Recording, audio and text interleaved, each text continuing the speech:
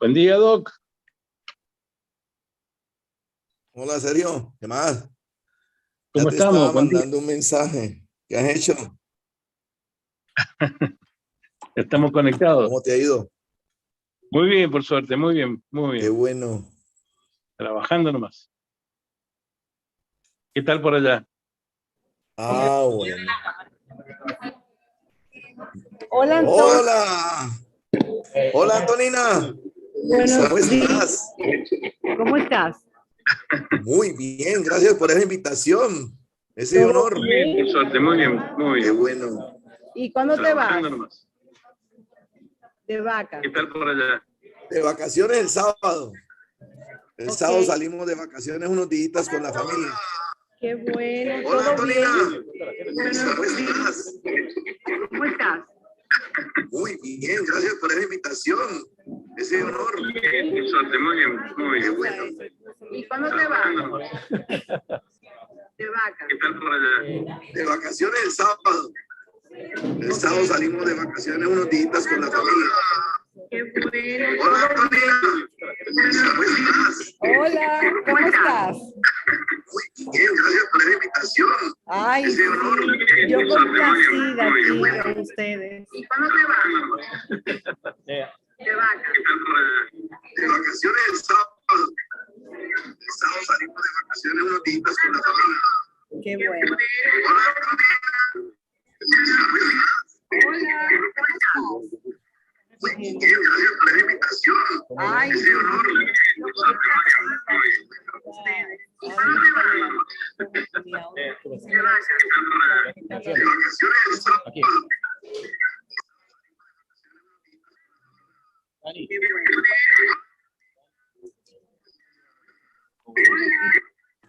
Se repite lo que yo dije.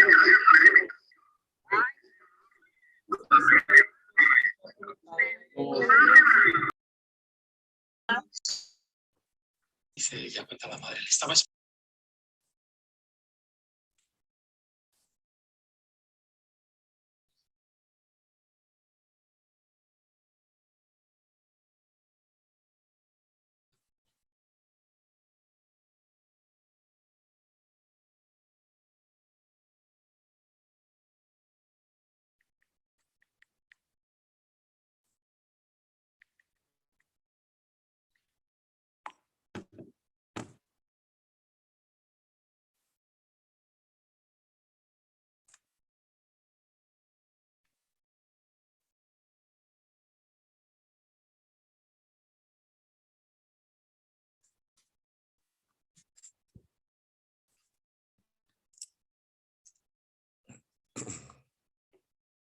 Ahí, ahora sí hable la doctora.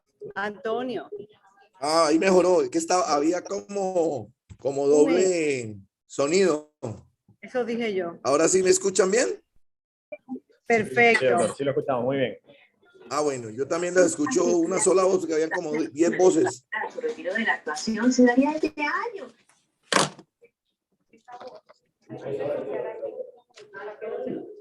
Ah, ahí mejoró. Había como Está lento la cosa.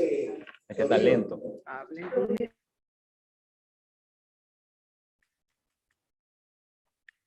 Poner el micrófono. 10 voces. El micrófono de la computadora. Ok, ahí. Y ahora, doctor. Yo estoy perfecto. No sé ustedes allá cómo están.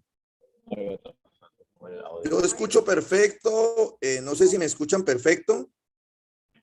Nosotros te escuchamos perfecto. El YouTube. Vamos a probar que pueda subir la presentación.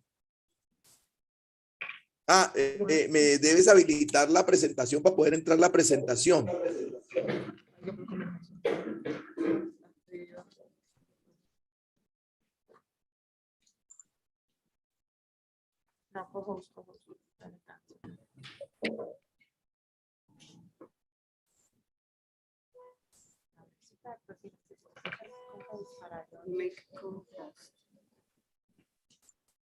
Ya, Sí, doctor.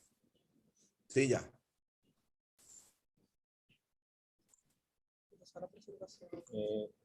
Creo que ahí está bien, ¿no? ¿Se ve? Se ve perfecto, Antonio. Ok. Cuando quieran. ¿Están todos? Estamos bien. Buenos días. ¿Qué tal? ¿Qué tal, doctor? Un saludo, un gusto con todos. Ya estamos listos, tenemos todo en orden.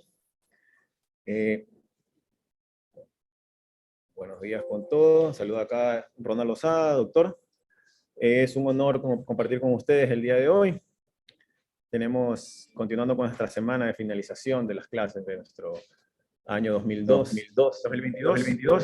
Tenemos al doctor Antonio Quintero, especialista en cirugía plástica facial y ocular de origen colombiano, quien egresó de la Universidad del Valle y es especialista en oftalmología desde 1991 en la Universidad de Trujillo, Perú.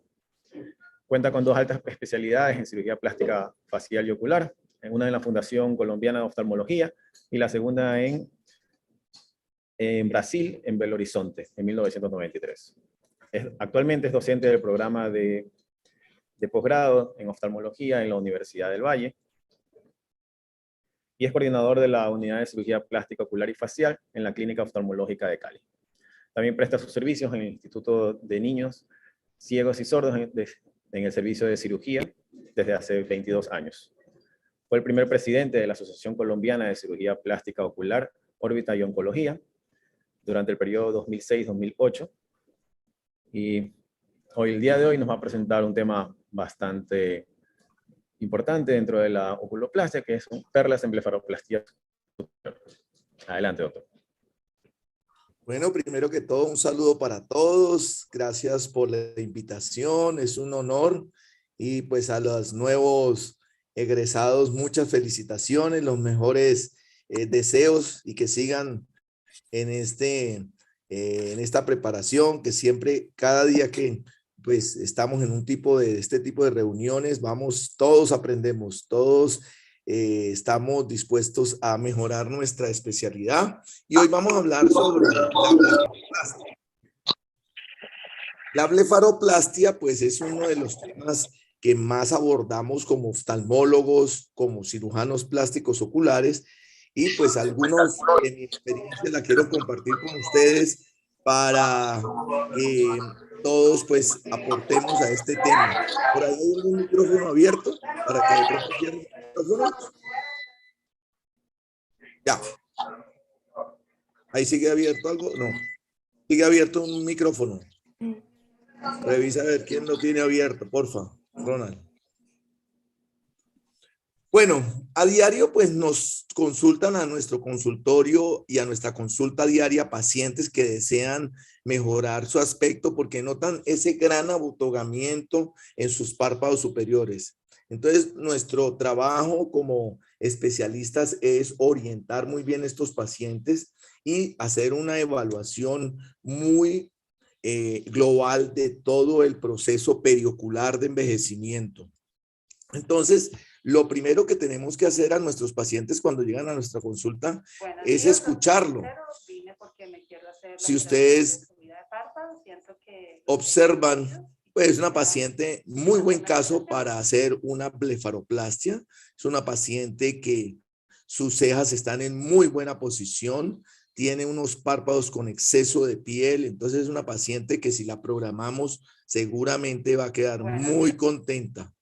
Pero si ustedes escuchan como primera opción a esta paciente, si ustedes la vuelven a mirar, miren muy bien el lado izquierdo. Doctor, quisiera operarme los párpados superiores. Ustedes ven que cuando gesticula, parece que un párpado es más pequeño que el otro. Y si vamos a la historia, esta paciente, si no investigamos, esta paciente tuvo una parálisis facial en la hemicara izquierda. Y siempre que vamos a hacer una blefaroplastia, tenemos que ser muy claros con los pacientes que esto no va a cambiar porque es una asincronía con ese parpadeo propio de las parálisis faciales. Entonces, muy importante tener en cuenta esto cuando estamos evaluando a nuestro paciente. Y acá tenemos otra paciente que nos consulta por lo mismo. Quiero operarme en los párpados porque los siento demasiado pesados y me dificultan muchísimo para el trabajo. Si ustedes pues ven esta paciente es otro caso muy frecuente en nuestra consulta en la cual tenemos que descartar que no haya una ptosis palpebral bilateral y que no hagamos la corrección simultánea, pues esta paciente no va a quedar contenta con la cirugía. Entonces, hacer un muy buen análisis del paciente. Es muy importante tener en cuenta la edad del paciente. Nosotros empezamos como oftalmólogos a atender muchas blefaroplastias, pero iniciamos haciendo esta cirugía en pacientes adultos, donde pues hay muchos factores que debemos tener en cuenta, pero cuando empezamos a hacer pacientes jóvenes, tenemos un mayor reto porque es cuando el paciente viene por un procedimiento netamente cosmético. Entonces, tener muy en cuenta de eso. Y les digo eso también porque cuando evaluamos estos pacientes, la piel del rostro, la piel del área periocular, debemos evaluarla muy bien. Nuestra cirugía va encaminada a retirar el exceso de piel. Si hay que asociarla con otras cirugías, pues se asocian. Pero a veces no les hablamos de la piel, del envejecimiento que tienen en la piel. Entonces, debemos a veces combinar nuestras cirugías con procedimientos para mejorar la calidad de la piel. Entonces, no pasen por alto esas arrugas, esa flacidez, esas manchas, esas ojeras que tienen a veces la piel de los párpados y nosotros no hablamos de eso, sino simplemente de su cirugía de párpados. Ver la parte ósea, que tanta pérdida de volumen hemos tenido, las bolsas de grasa, si hay bolsas de grasa prominentes, saber que vamos a reposicionar esas bolsas o a resecarlas. Y muy importante, las expectativas. Si ustedes tienen pacientes que cuando están en la consulta notan que son pacientes difíciles, que no entienden lo que están ustedes explicándole al paciente, que las expectativas son muy altas, ese paciente mejor volverlo a citar y si es el caso, mejor evitar una cirugía. Entonces, muy importante eso. Cada vez que operamos un paciente, preguntar con el familiar cómo está el estado emocional. No que se acaba de separar y se quiere operar. No, es que tuvo una pérdida y se quiere operar para verse mejor. Entonces, muy importante saber en qué estado mental está el paciente, porque hay pacientes que se operan y después vamos a tener, es un paciente insatisfecho que no le gustó la cirugía porque tienes otro tipo de problema. No olvidar ustedes la fotografía. Todo paciente que vamos a operar, solicitar fotografías, tomar muy buenas fotos, un fondo homogéneo, estandarizar las fotos. Siempre en nuestros consultorios debe haber un espacio para la toma de fotos que nos van a ayudar muchísimo. Su control cuando el paciente viene y nos dice, doctor, quedé igualita, yo no cambié absolutamente nada. Entonces miramos la foto, revisamos y miramos qué fue lo que pasó, pero eso nos ayuda muchísimo como una ayuda visual para el paciente, para el antes y el después. Objetivos de la cirugía. Pues en muchos casos es que vamos a resecar una cantidad de piel adecuada, por eso vamos a revisar lo de la técnica quirúrgica. Vamos a eliminar o reposicionar las bolsas de grasa. Los pliegues, muy importante que cuando estemos en cirugía marquemos y nos demoremos mucho marcando el pliegue, midiendo muy bien que queden simétricos, porque una pequeña diferencia cuando hacemos la incisión hace que a veces el resultado no sea el mejor. Por eso, evitar las cicatrices visibles que quede sobre el pliegue y esto nos ayuda mucho a evitar las complicaciones. Conocer un poquito la anatomía de lo que estamos haciendo, porque nosotros somos los llamados a que esta cirugía sea nuestra gold standard en los procedimientos que realizamos. Entonces, siempre que miremos el párpado, mirar bien que tenga el pliegue, que sus surcos de valle lagrimal estén presentes o ausentes, nos van a orientar mucho a ver. El músculo orbicular es nuestro músculo a tener en cuenta, entonces conservarlo siempre que podamos. Conocer las bolsas de grasa. Si estamos hablando de blefaroplastia superior, entonces estamos hablando de solamente la bolsa nasal y la bolsa central. Sí, vamos a hablar sobre la musculatura, tener en cuenta el músculo elevador, el músculo de Müller para hacer nuestra cirugía. Y toda la parte vascular es muy importante tenerla en cuenta.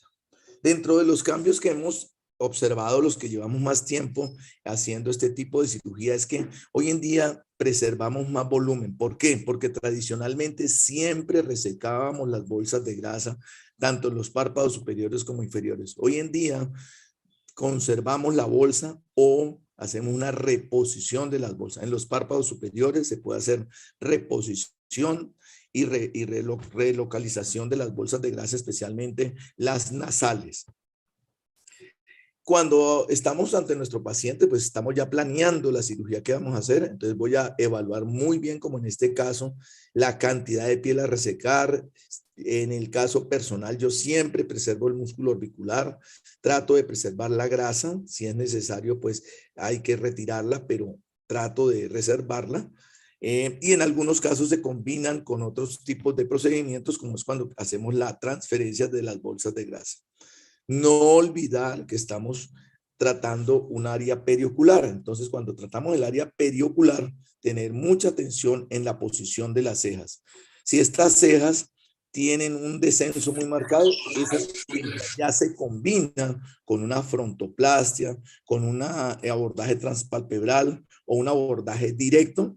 Y tenemos también un armamentario hoy en día que es el no quirúrgico, entre los cuales uno de los que más empleamos hoy en día son los hilos tensores, que nos ayudan mucho a la dermosustentación de las cejas.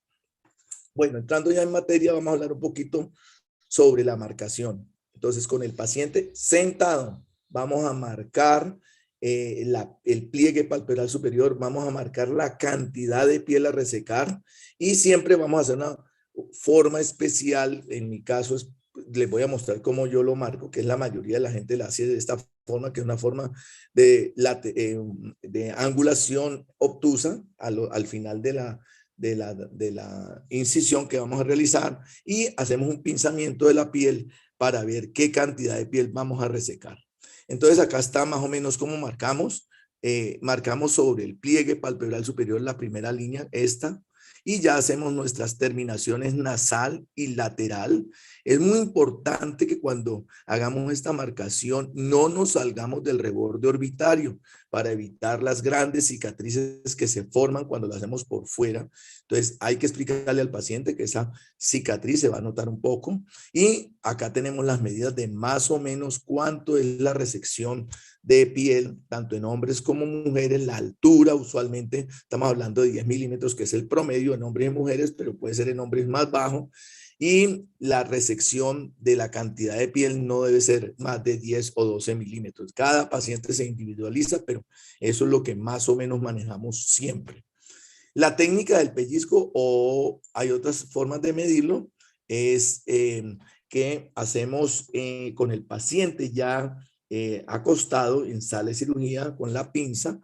Hacemos la resección parcial o virtual de qué cantidad de piel vamos a resecar y miramos si el ojo queda completamente cerrado y nos está indicando de que esa es la cantidad exacta a piel a resecar. No excedernos para evitar un lagoftalmos posoperatorio.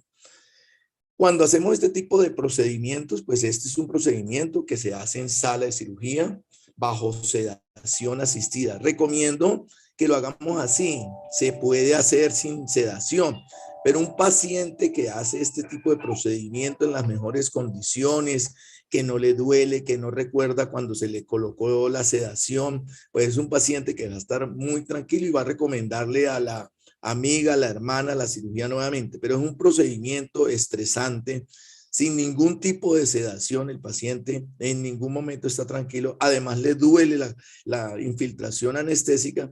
Entonces, este paciente lo va a recordar con mucho terror y no va a recomendar la cirugía. Entonces, acá está el tipo de infiltración que realizamos. Es simplemente lidocaína con epinefrina más bupivacaína bajo sedación.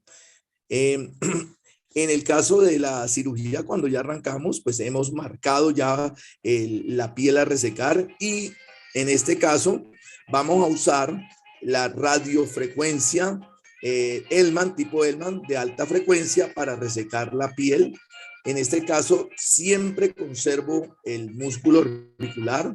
En los estudios se han hecho comparación de resecarlo y no resecarlo, y realmente no hay una diferencia estadísticamente importante entre no resecarlo y resecarlo. Yo prefiero preservarlo para mantener el volumen en los párpados.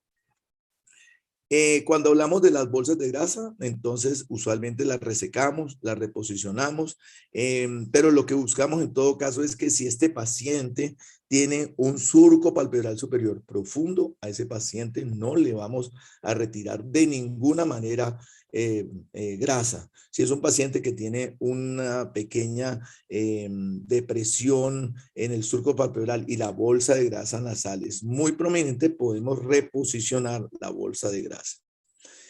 Hay que evaluar muy bien nuestros pacientes cuando están en la consulta, porque a veces el paciente, la principal queja es porque tiene una gran volumen lateral y debemos mirar, vertir el párpado y buscar si es que hay un prolapso de la glándula lagrimal. Eso lo estamos viendo con el paciente cuando lo estamos indagando y examinando, y ustedes pueden ver acá cómo si tenemos eso. Es muy fácil resolver eso. Simplemente vamos a colocar una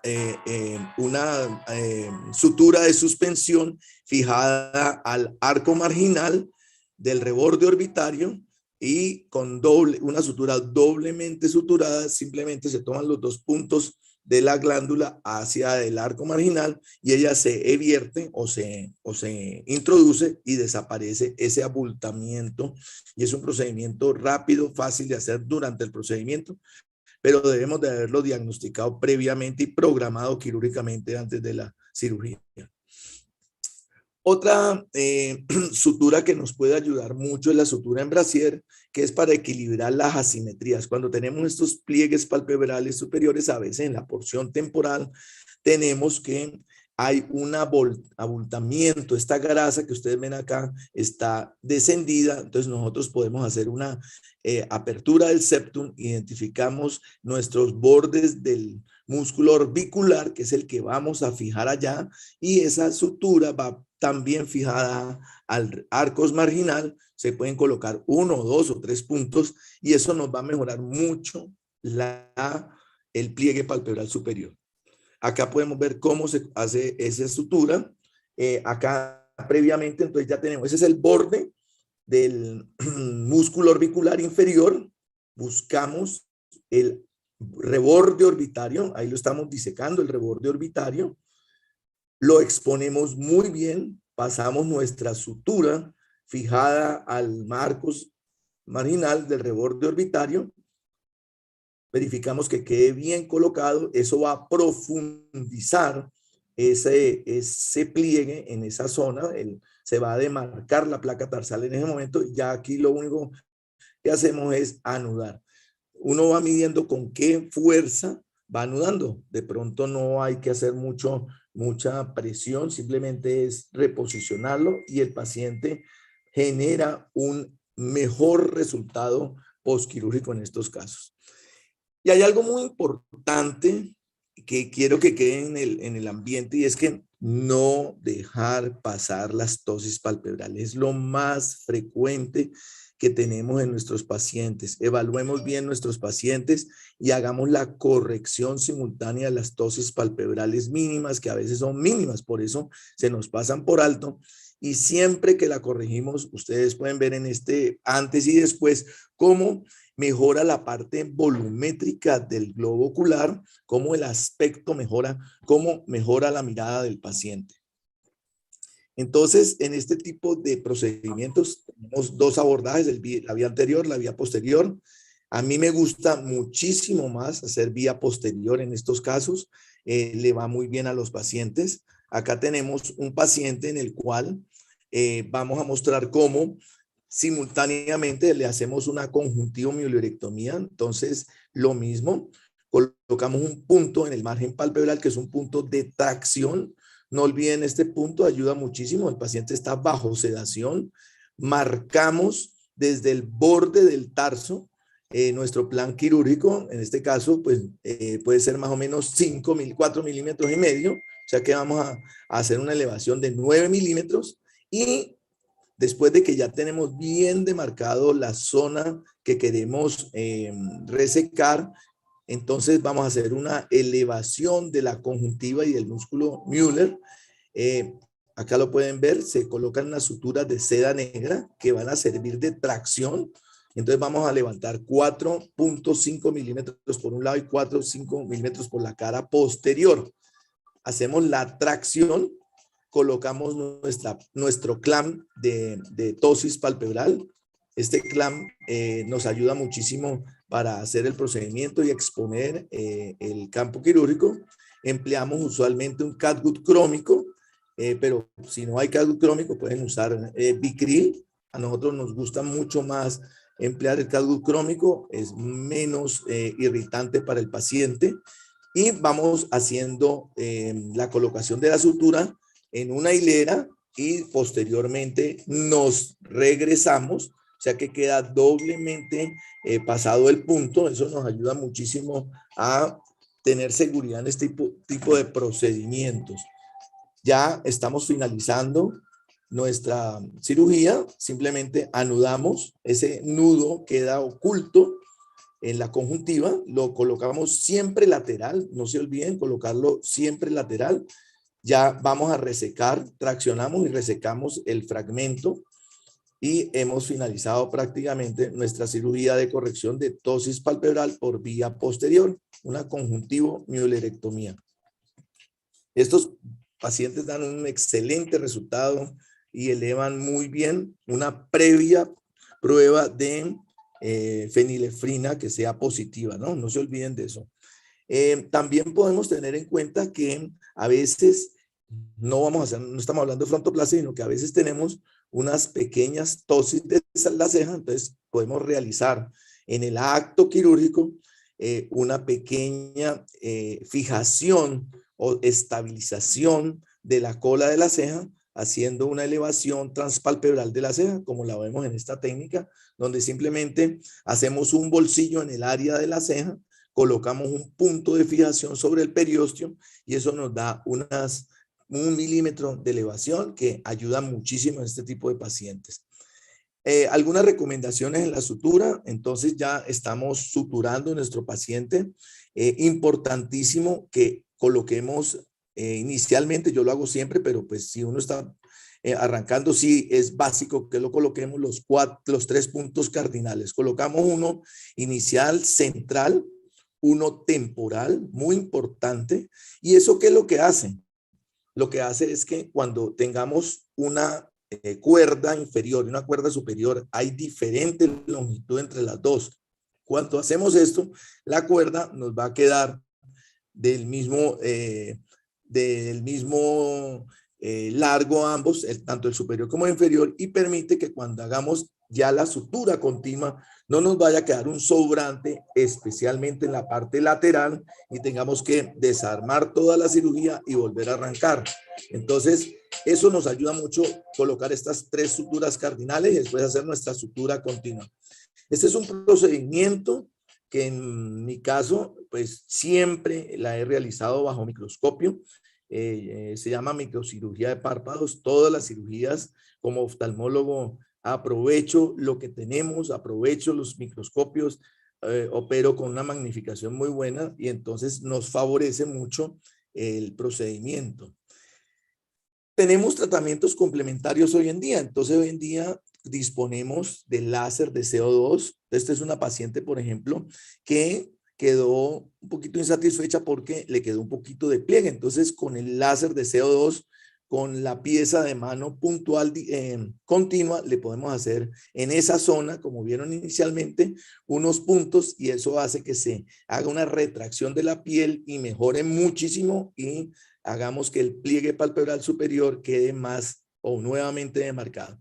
Y posteriormente hacemos un resurfacing periocular con el láser de CO2 y eso va a generar lo que les contaba, que la piel del párpado acorde con la cirugía se mejore. Entonces a veces nos olvidamos de hablarles al paciente de que hay otras herramientas que tenemos para mejorarle la calidad de la piel. Si no tenemos láser de CO2, hoy en día también contamos con la radiofrecuencia fraccionada ablativa.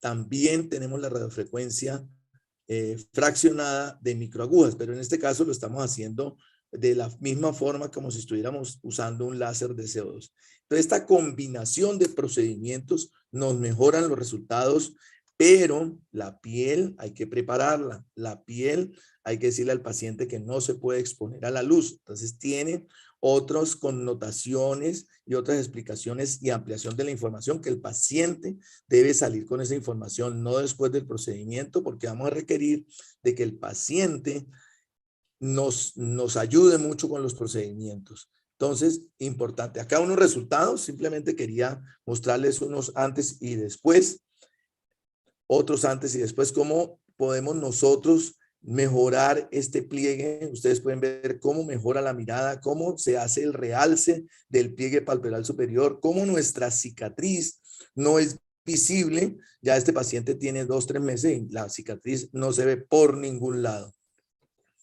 Otro antes y después, otro paciente está en un posoperatorio, aquí está con hilos, acá está sin los hilos, de más o menos 15 días de evolución. Y pues lo que les contaban, siempre que estamos haciendo este tipo de procedimientos, necesitamos un equipo quirúrgico. Contamos con nuestro anestesiólogo, nuestro instrumentador. En este caso estamos operando bajo visualización microscópica. Nos acompaña el residente que nos ayuda muchísimo en todo lo que es el manejo del paciente antes y después. Hay algo importante también para tener en cuenta. Saber decirle a los pacientes que no estás en condiciones de operarlo porque no le vas a cumplir las expectativas, porque notas que es un paciente muy demandante o porque tiene asociado alguna patología que de pronto te va a generar entrar en un círculo vicioso, pacientes con grandes biopolímeros, con grandes inflamaciones, y le pone a decirle que le va a quitar uno de los biopolímeros y termina uno después enredado con el paciente y con una demanda porque el primer cirujano le puso biopolímeros, el segundo se lo secó, y termina uno en la cadena, en el cuarto, quinto lugar. Entonces esos pacientes aprendan a decir no, muchísimas gracias, debe solicitar un concepto con otro colega para que no se enreden. Comentarios, pues informarle siempre al paciente sobre cómo es la evolución del posoperatorio. Si no le explicamos al paciente que se va a generar un edema, una equimosis, estos pacientes a las 24, 48 horas van a estar empezando a llamar permanentemente que están súper hinchados, súper moreteados, que les duele el ojo, que no ven. Entonces, muy importante explicarle eso. A estos pacientes se les pueden mandar en el cuidado posoperatorio los drenajes linfáticos, que son una alternativa importantísima con los pacientes. Entonces, en el caso personal, contamos con una unidad de estética facial donde se remite el paciente para que a partir de las 24 horas el paciente empiece los drenajes linfáticos que van a mejorar todo lo que es el edema, aprovechando toda la parte del drenaje linfático que nos acelera la mejoría del paciente. Si estos pacientes no les tratamos oportunamente esto, pues son pacientes que se demoran más en mejorarse. Entregarle siempre al paciente los cuidados posoperatorios. Esta es una hoja de los que hagan cirugía de párpados o cualquier cirugía donde deben ir todas las indicaciones y que el paciente nos firme estas indicaciones, porque después está llamando la hija que le está doliendo, la hija llama porque está inflamado, llama el esposo porque no le explicaron. Entonces, que se lleven el papel, lo lean previamente. Y no olvidar que estos pacientes van a requerir un seguimiento a las 24 horas, al otro día. Yo manejo así siempre los pacientes. No me gusta dejarlos que vengan dentro de 10 días, no. Al otro día vemos el paciente, a los 8 días lo volvemos a ver, le retiramos los puntos, pero estos pacientes como están yendo permanentemente a la unidad de estética, pues prácticamente todos los días los puedo ver y hacerle seguimiento. Recomendación personal. Entonces, siempre que estemos haciendo este tipo de procedimientos, medir la cantidad de piel a resecar, sentar al paciente 2 y 3 veces lo que sea necesario, medir la cantidad de piel que vamos a resecar, preservar el músculo orbicular, preservar usualmente la grasa, y en muchos casos lo que hacemos es reposicionar las bolsas de grasa. No estamos exentos de complicaciones. Entonces, también cuando estamos explicándole al paciente sobre nuestro procedimiento, explicarle que pueden presentarse eventos adversos. Acá tenemos algunos pacientes que no son operados por oftalmólogos. Tenemos la del medio, un paciente que operó otro colega de otra especialidad, y ustedes pueden ver la cicatriz que tiene tan marcada, con puntos separados por encima del área donde está el pliegue palpebral, o sea que es una incisión súper alta, además hiperpigmentado y además formando un queloide. En la foto de arriba ustedes pueden ver que el paciente a veces hacen infecciones y estas hacen dehiscencia de suturas. Entonces, muy importante cuando tengamos estos pacientes sospechosos de que están haciendo una infección, iniciar inmediatamente antibióticos. Personalmente no les coloco antibiótico, pero si hay sospecha, inicialmente arrancamos con antibiótico a las 24 horas con estos pacientes. Y en la parte de abajo pueden ver pacientes que a veces hacemos prolongaciones muy largas de la incisión y se pueden notar, pero eso se borra totalmente. Vamos a hablar sobre un caso en especial. Es una paciente de 73 años que fue llevada a cirugía por otra especialidad y le hicieron una amplia resección de piel. Estos pacientes llegan con una gran exposición, además de la exposición y de las molestias oculares y los riesgos, llegan totalmente afectados porque su mirada es de espanto. Entonces estos pacientes buscan ayuda.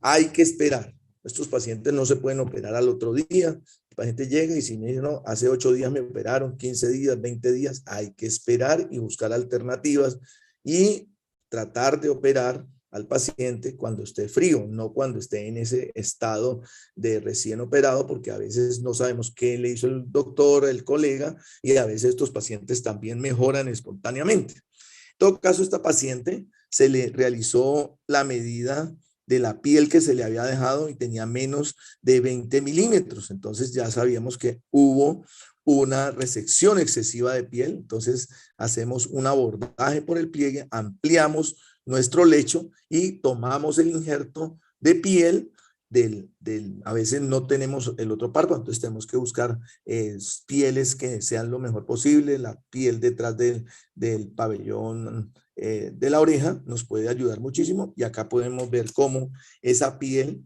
logra dar un muy buen aspecto. La paciente se maquilla y realmente no se le nota absolutamente nada el procedimiento al paciente.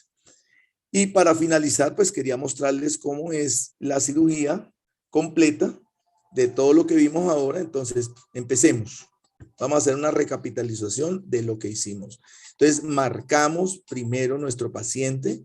Después de marcar muy bien y estar seguro con las medidas, con el compás, el caliper, medimos muy bien si va a 10 milímetros de altura, todo eso. Entonces, marcamos. Después de marcar, ya colocamos nuestra anestesia, el paciente está ya sedado y procedemos a hacer nuestra incisión. Ustedes pueden manejar bisturí, pueden manejar radiofrecuencia tipo Hellman o pueden manejar CO2. ¿Listo? Es de acuerdo al cirujano o lo que tengamos en nuestro servicio. Importante en este caso, estamos resecando la bolsa de grasa nasal. Entonces exploramos la porción nasal, la vamos a resecar completamente. Antes de resecarla es muy importante infiltrarla con anestésico, porque en este momento puede doler esa tracción al paciente. Entonces resecamos. Muy importante, antes de zafar esa pinza, hacemos una cauterización, y antes de soltar, antes de decirle al ayudante que nos suelte, revisamos que no haya ningún vaso sangrante. En este caso, pues es el mismo video que habíamos visto hace un momento sobre la reposición de la glándula lagrimal. Entonces colocamos una sutura doblemente armada fijado al arcus marginal, Y esta sutura nos ayuda a reposicionar la glándula lagrimal. Entonces vamos del área del reborde orbitario hacia la glándula, y esto hace que la glándula se introduzca sobre el reborde orbitario y quede en la órbita oculta nuevamente donde es su posición normal. Entonces terminamos ahí, finalizamos ya eso. Vamos a colocar nuevamente nuestros puntos separados. Hay gente que pone un punto solamente y arranca la sutura. ¿Por qué recomiendo colocar este tipo de suturas? Porque nos ayuda mucho a dividir, que quede el largo inferior y superior en la misma longitud. Pero lo más importante es acá. Cuando hacemos la parte nasal, es muy importante que no vayan a quedar pliegues, porque si no nos pueden quedar pliegues irregulares, generando unos epicantos cicatriciales que después se vuelven de mucha dificultad para el manejo. Entonces, esos puntos en esa zona son muy importantes. Se pueden colocar 1, 2 o hasta 3 puntos. Y después ya arrancamos con la sutura continua. Como les contaba, esto es bajo visualización microscópica, nos ayuda muchísimo el microscopio en este caso. Y estamos ya finalizando nuestro procedimiento. Y como conclusión, pues quería contarles pues que para nosotros como oculoplásticos, oftalmólogos, es un reto. Esta cirugía es una cirugía que todos practicamos, todas las especialidades, hay otras especialidades que la hacen, pero nosotros somos los llamados a hacer el rejuvenecimiento de la mirada, no solamente con la cirugía, sino haciendo un complemento del manejo con otras herramientas que tenemos para ayudar al paciente. Nuestros pacientes de blefaroplastia, si quedan bien operados, le traen a ustedes mucho más pacientes. Hagan de cuenta que es la cirugía refractiva de nosotros los oculoplásticos. Entonces son pacientes súper agradecidos que recomiendan y recomiendan. Entonces, bien importante que nuestros pacientes salgan satisfechos con nuestro procedimiento. Y bueno, ahí están mis redes. El que me quiera seguir es Dr. Antonio E. Quintero en Instagram. Ahí está el YouTube si quieren revisar algunos videos. La página web también la pueden revisar. Y ahí está mi correo electrónico, el que me quiera escribir con el mayor gusto. Y bueno, y muchas gracias por la invitación. Espero que haya sido de su agrado. Es una charla más práctica que cualquier otra cosa. Entonces, preguntas bienvenidas. Gracias. Y felicitaciones a las nuevas promociones que hoy terminan.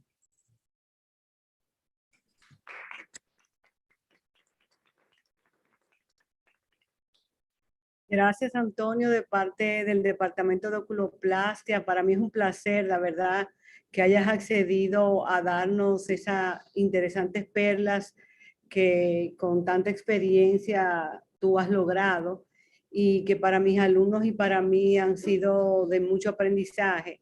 En otro momento quisiera contactarte para otros temas que sé que eres buenísimo, como el saco anostálmico, las prótesis, etcétera, que también como oculoplástico nos apasionan porque es la parte reconstructiva y estética del paciente que ya ha perdido todo. Quisiera hacerte una pregunta antes de que los residentes y fellows quieran hacerte varias, que me imagino que sí. En ese paciente de tosis palpebral que combinaste con blefaroplastía, le hiciste la prueba de epinefrina, me imagino, como lo dijiste anteriormente. ¿Qué pasó con el párpado contralateral? Bueno, en este caso el test de epinefrina. En este caso que mostré era bilateral, o sea, le hice la corrección bilateral de tosis posterior, pero hay pacientes donde hacemos un solo lado, hacemos la prueba en un solo lado porque el paciente lo evalúa en el consultorio y tiene tosis derecha, por decirte. Entonces colocamos, miramos que haya buena función del elevador, que haya una tosis mínima, colocamos epinefrina. Y a veces algunos pacientes simplemente se elevan y perfecto, pero es que la gran mayoría de pacientes tienen una tosis oculta del lado contralateral por ley de Henry. Entonces el paciente te llega a los 5 minutos que está afuera esperando con una tosis palpebral izquierda. Entonces en ese momento le coloco y le hago la prueba de neosinefrina del lado izquierdo. Y si se eleva, ese paciente se programa para una tosis palpebral bilateral por vía posterior con su blefaroplastia. De acuerdo. Gracias. Yo tengo una pregunta. Hola, buenos días, doctor Quintero. Cristal Hola. Santana, fellow del departamento. Muchísimas gracias por haber respondido a nuestra invitación. Y yo tengo una pregunta. ¿Qué tiempo usted esperó con esa paciente que le llegó con la complicación de la resección amplia de párpado superior? Porque sí entendemos que fibrosis genera más fibrosis y por eso hay que esperar un tiempo determinado. ¿Qué tiempo esperó usted para reintervenirla? Imagínese que esperé 4 meses, fue lo máximo que pude esperar. Casi me mata, señora. Ella es una señora muy importante de la ciudad y era la gerente general de la empresa, dueña, y me decía, ¿cómo vamos a esperar 4 meses? Hay que esperar, hay que esperar, hay que esperar, y esperamos, porque es que entrar en esas condiciones, el paciente además está con ese estrés, entonces se va calmando porque ya va viendo que va mejorando, mejora muy poco, pero mejora un poco, entonces ya uno entra en frío y ese párpado responde muy bien. Como en el caso de ella, pues le fue muy bien, pero hubo que esperar. Usualmente uno le dice al paciente hay que esperar 6 meses, pero a veces no aguantas y a los 3 o 4 meses estás entrando. Claro, muchísimas gracias. Otra pregunta sobre esa paciente. En esa espera no haces nada. Sí, le pusimos un poquito de triancinolona en el área del párpado. Aprovechamos toda esta infraestructura de equipos que tenemos y le hacemos un poquito de ultrasonido para tratar de desinflamar toda esa fibrosis que hay ahí. Y pues lo más importante es el apoyo a esos pacientes. Hay que estarlos llamando cada 15 días. ¿Cómo va? No, doctor, estoy horrible. O ellos empiezan a llamar, entonces hay que responder el teléfono, decirles tranquila, que vamos bien. Ya llevamos un mes, te faltan 2 mesecitos más. Y cuando llegan 2 meses, te falta un mes más, porque todavía no está. Entonces uno va enamorando al paciente, lo acompaña, pero que no sienta que el médico le dijo 6 meses y no lo vuelve a ver. No, eso no se puede hacer. Hay que acompañar al paciente, porque si no el paciente se siente totalmente desprotegido y empieza a ir a diferentes colegas especialistas y alguno lo va a operar en caliente. Entonces uno le dice por qué y le explica las razones por qué debe esperar. Muy bien. Gracias, Antonio. Con todo gusto. ¿Alguna otra pregunta? Ronald, cuenta a ver. Hola, doctor. ¿Cómo está, doctor? Solamente para agradecerle por haber aceptado nuestra presentación. Tenemos una pregunta aquí dentro del auditorio, la doctora Rueda. Sigue adelante. Hola, doctor. Buenos días. Daniela Rueda, soy residente de primer año. Tengo Hola, una Daniela. pregunta. Los pacientes que tienen antecedentes de cicatrización queloide, ¿eso es una contraindicación para usted o usted toma alguna medida intraoperatoria o postoperatoria para estos casos? Gracias. Buena pregunta. Bueno, realmente en párpados es raro que uno tenga ese tipo de cicatrización como las que mostré. Yo digo que tiene mucho que ver con la técnica quirúrgica, con el manejo de los tejidos. Por eso les contaba que yo hago la cirugía con microscopio para que el manejo sea muy delicado. Usemos las pinzas que son delicadísimas y entonces uno no está quitando y poniendo porque está viendo muy bien y magnificado. Los queloides se pueden presentar, pero uno debe más que todo buscar pacientes de raza más trigueña, más oscura, que son los que realmente pueden hacernos estos tipos de grandes inflamaciones y reacciones inflamatorias en la piel. Entonces, no es frecuente, pero si hay el antecedente muy claro que tiene alguna cicatriz por alguna parte del rostro con un queloide, yo lo observo y de pronto, si no es mucha la urgencia, no lo opero para evitarme una complicación. Pero yo les decía que es muy importante cuando estamos arrancando con este tipo de cirugía, los que ya la hacemos, tenemos que aprenderle a decirle porque nos empiezan a llegar todos los pacientes complicados o complejos a nuestras manos. Entonces también hay que nosotros también saber a quién le decimos que no. Entonces, empezando, escoger muy bien el paciente, que no haya que hacerle mucha cosa para que ustedes vayan viendo la curva del aprendizaje de la blefaroplastia, que es muy bonita, el paciente queda muy contento. y después ir empezando a hacerlo combinado con tosis, con reposición de la bolsa del prolazo de la glándula lagrimal o asociarlo con procedimientos. Y en este tipo de pieles con riesgos de queloides, pues también aprender a veces a decir que no, si uno sabe que eso le va a pasar, mejor no lo haga, ¿ya? Bueno, déjame hacer un comentario a propósito de esa pregunta, porque algo que me preguntan mucho mis pacientes es eso. Y yo le digo a mis pacientes, bueno, yo he operado hasta afroamericanos y no me han hecho queloide en el párpado superior, porque le explico que, y a mis alumnos también, que la piel del párpado superior es muy noble, tiene muy poco tejido, es la más fina del cuerpo humano, tiene muy poco tejido, no tiene nada de tejido celular subcutáneo. Entonces, como dice Antonio, si utilizas una buena técnica, si resecas la cantidad de piel adecuada y realmente reposicionas las estructuras, porque estructura es función, no te vuelas los planos, es difícil que un paciente hasta del cercano país de Haití, que proceden, tú sabes, de esa piel que crea queloide con mucha facilidad, a nosotros en nuestra práctica aquí en República Dominicana, porque tenemos cantidad de pacientes así, la verdad no he tenido esa experiencia de tener que inyectar ni siquiera triancinolona en pacientes operados por nosotros los oculoplásticos. Donde he tenido esa experiencia es en pacientes, como dijo Antonio, operados por otros especialistas en el área de la plástica que no conocen la anatomía periocular, minimizan lo que es el párpado, lo que son las estructuras, los planos anatómicos que son muy finitos. Entonces, en esos pacientes sí he visto queloide, pero es por el desorden anatómico que el cirujano mismo crea, porque es muy noble. Nunca realmente en nuestro departamento hemos tenido así ese queloide en párpado.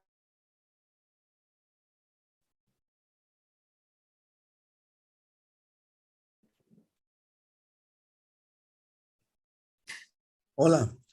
Aprovechando que el comentario de la doctora Antonina, entonces, importantísimo, a veces cuando uno ve esta cirugía en manos de otras especialidades, sacan exceso de piel porque vamos a compensar la caída del párpado. Yo le digo a los pacientes, la blefaroplastia no es para levantar los párpados, la blefaroplastia es para quitar ese peso, esa piel ahí que está descansando sobre el pliegue y lo borra. Entonces, a veces en otras especialidades lo que hacen es que quitan mucha piel porque van a compensar una tosis y resulta que esos pacientes sí pueden haber una mala cicatrización y entonces estamos ante un paciente que tiene una retracción palpebral y hay el riesgo del famoso queloide, que es muy raro. Pero entonces tener muy en cuenta la evaluación del paciente, que no nos pasen las tosis palpebrales mínimas en nuestros pacientes de blefaroplastia. Nosotros como oftalmólogos somos los llamados a hacer ese diagnóstico. No lo tiene por qué hacer ninguna otra especialidad. Nosotros somos los expertos en esa área. Ese es uno de los mensajes que es muy importante para todos ustedes, los nuevos residentes, los que ya están haciendo el fellow y los que están terminando el fellow y los oftalmólogos que ya tenemos mucho recorrido, se nos pasan también. No crean que a uno no se les pasa, se le pasa a uno también alguna tosis mínima y uno no la evalúa y uno lleva haciendo esta cirugía bastante tiempo y lleva uno la sorpresita, de vez en cuando le va llegando a uno la sorpresita, para que lo tengan en cuenta. Otra pregunta que hay en el auditorio. Bueno, yo quisiera hacer otro comentario a propósito de la tosis palpebral, que también tenemos que tener en cuenta, como Antonio dijo al principio de la charla, las tosis de las cejas. Muchas veces esos cirujanos plásticos o generales o de otra especialidad realmente no toman en cuenta la posición de las cejas. No es una dermatocalacia tan excesiva y en ese momento es que se comete ese error de la paciente que Antonio puso anteriormente, que estaba impedida de cerrar los párpados. Y es porque no valoraron la posición de la ceja, quisieron quitar todo el pliegue palpebral, todo el festón que caía, y no se dieron cuenta que parte importante de ese festón era por la compresión de la ceja hacia el párpado. Entonces se quedaron las cejas muchísimo más tóxicas, con una retracción palpebral horrenda, y no resolvimos estéticamente a la paciente. se pasa mucho por alto la ptosis de ceja para que lo tengan. Entonces, no solamente estamos evaluando la ceja, sino que tenemos que evaluar las posiciones, la cabeza, el cuerpo y la cola. Entonces, a veces tenemos que la ptosis es mucho más lateral. Esa es muy fácil de manejar, pues cuando no estamos hablando de hacer una elevación o un tratamiento más complejo como es combinar la frontoplastia endoscópica con la blefaroplastia o hacer un abordaje directo. Tenemos la técnica transpalpebral que nos ayuda muchísimo a estabilizar la cola de la ceja. Pero cuando tenemos ya compromisos mayores, pues toca hacer cirugías ya más amplias. Y no olvidar que hoy en día podemos hacer esta cirugía y al paciente previamente le explicamos, usted tiene una pequeña caída de las cejas, no la vamos a tocar, vamos a quitar la resección de piel necesaria. Entonces el paciente viene y está perfecto, ese paciente no pasó nada. Pero otro que dice, doctor, le faltó quitar piel, entonces uno le hace la prueba manualmente, ¿mejora? Sí, hay que colocarle algo aquí para que se eleve la ceja, no quirúrgico, como le había explicado previamente. ¿Cuál es? Hoy en día, para que no se les olvide, tenemos la posibilidad de colocar o un relleno o una toxina botulínica para hacer una armonización facial, o lo que más estoy usando actualmente son los hilos de dermosustentación que duran 1 año. Eso no es de uso permanente, pero les ayuda mucho al paciente y el paciente queda muy contento. Si se le ha explicado previamente, si no, después van a hacer disculpas de nuestro procedimiento, para que no lo olviden. Explicar todo antes, no después. Exactamente. Muchísimas gracias entonces, doctor, por la presentación. De verdad han sido 17 puntos que todo cirujano oculoplástico debe saber antes de enfrentarse a un párpado superior. Muchísimas gracias por todo. Ha sido de gran provecho para mí y para todos nosotros. Nos vemos. Bueno, muchísimas gracias. Gracias por la invitación. Felicitaciones a todos. Y bueno, que te vaya muy bien en el nuevo camino, Ronald. Muchas gracias, doctor. Bueno. Felices vacaciones. Gracias, Antonina. Un beso.